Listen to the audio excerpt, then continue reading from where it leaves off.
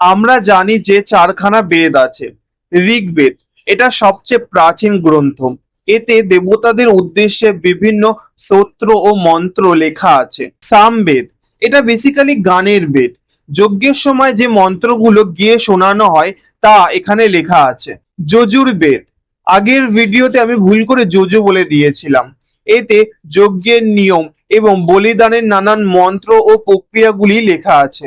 অথর্ববেদ এতে মূলত সেই সময় মানুষদের দৈনন্দিন জীবন, নানান লৌকিক আচার অনুষ্ঠান এবং চিকিৎসার ব্যাপারে লেখা আছে। প্রতিটি বেদকে আবার চার ভাগে ভাগ করা হয়েছে: সংহিতা, ব্রাহ্মণ, অরণ্যক এবং উপনিষদ।